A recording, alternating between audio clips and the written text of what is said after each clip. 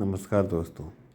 अभी हाल ही में एक वीडियो देखा जिसमें प्रेमानंद जी से एक प्रश्न पूछा गया था कि प्रेम विवाह करने के इच्छुक लड़के लड़कियों को उनके माँ बाप की तरफ से समर्थन मिलना चाहिए या फिर उनको समझाइश देनी चाहिए या फिर प्रेम विवाह उचित है या अनुचित है। तो प्रेमानंद जी ने एक क्षण भी गंवाते हुए प्रेम विवाह का समर्थन कर दिया और ये बोला कि माँ बाप को अपने बच्चों के प्रेम विवाह के निर्णय का समर्थन करना चाहिए। हालांकि मुझे प्रेम विवाह से तो कोई प्रॉब्लम नहीं है, लेकिन प्रेमानंद जी के इस कथन से मुझे प्रॉब्लम है। प्रॉब्लम इसलिए है क्योंकि प्रेमानंद जी संत हैं और जो संत होते हैं, सन्यासी होते हैं, उनको शास्त्रों का ज्ञान होना आवश्यक होता है। और जितना मैंने प्रेमानंद जी को सुना है तो उन्हें शास्त्रों का ज्ञान भी है। भले वो कहते हैं कि वो पढ़े लिखे नहीं हैं, लेकिन वो जो कुछ भी कहते हैं और बोलते हैं वो भगवत गीता, उपनिषद और जो पुराण हैं उनसे लिया गया रहता है। उसी से ये स्पष्ट होता है कि प्रेमानंद जी को शास्त्रों का भी पूरा ज्ञान है।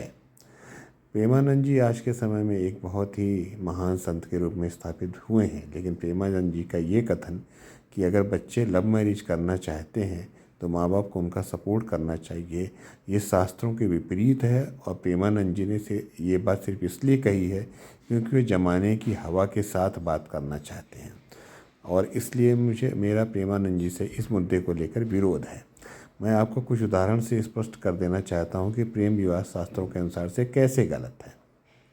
मैं आपको दो कहानियाँ बताता हूँ। सूर्य की एक पुत्री थी जिसका नाम था तप्ती। तप्ती बहुत सुंदर थी। एक बार एक राजा जो है कहीं जंगल में शिकार के लिए गए तो वहाँ उन्होंने तप्ती को देखा। तप्ती के सौंदर्य को देखकर वो इतने ज़्यादा एक्साइटेड हो गए कि बेहोश होकर गिर पड़े। मतलब एक किस्म से वो मेस्मराइज हो गए, और वो उनको अपना सुध-बुध नहीं रहा। उनकी ये अवस्था देखकर जब वो होश में आया तो तप्ती ने उनसे बोला कि राजन, मैं जानती हूँ कि आप मुझसे विवाह करना चाहते हैं, लेकिन मैं अपने पिता के अधीन हूँ और जब तक मैं अपने पिता से अनुमति नहीं ले लेती हूँ मैं आपसे विवाह नहीं कर सकती हूँ। तो उसके बाद तप्ती ने जाकर अपने पिता सूर्य से इसकी अनुमति मांगी और राजा से विवाह किया। ये एक उदाहरण है। दूसरा उदाहरण मैं आपको बताता हूँ।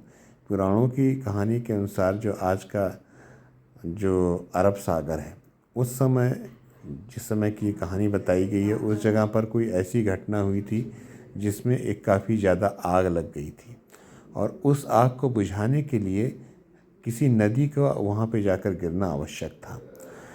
तब विष्णु ने सरस्वती नदी से यह प्रार्थना की वो जाकर अरब सागर में गिरें, लेकिन सरस्वती ने उनको ये कहकर मना कर दिया कि मैं अपने पिता ब्रह्मा के अधीन हूँ क्योंकि मैं कुंवारी हूँ और जब तक मेरे विवाह नहीं होता मैं अपने पिता के अधीन हूँ और उनकी आज्ञा के विपरीत में कोई काम नहीं कर सकती। इसलिए विष्णु को जाकर ब्रह्मा जी से प्रार्थना करनी पड़ी कि वो सरस्वती को आज्ञा दें कि वो जाकर अरब सागर में गिरे।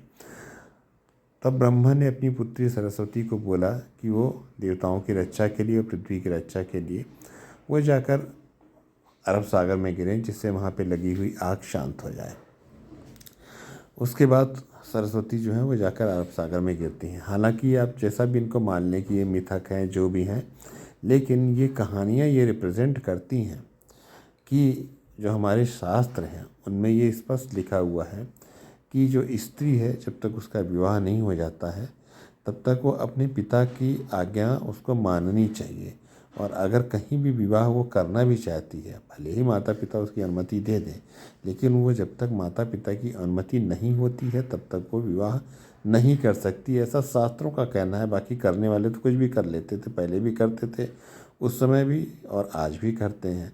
लेकिन क्योंकि प्रेमानंद एक महान संत हैं और एक संत को शास्त्रों का ज्ञान होता है, इसलिए उनके द्वारा बिना एक क्षण गंवाए इस बात का समर्थन करना कि प्रेम विवाह उचित है और माता पिता को अपने बच्चों के प्रेम विवाह के निर्णय का समर्थन करना चाहिए, ये बिल्कुल गलत है और प्रेमानंद जी को इसको करेक्ट करना चाहिए। चाहे वो कितने बड़े भी संत हों, अगर उन्होंने गलत कहा है तो वो गलत है।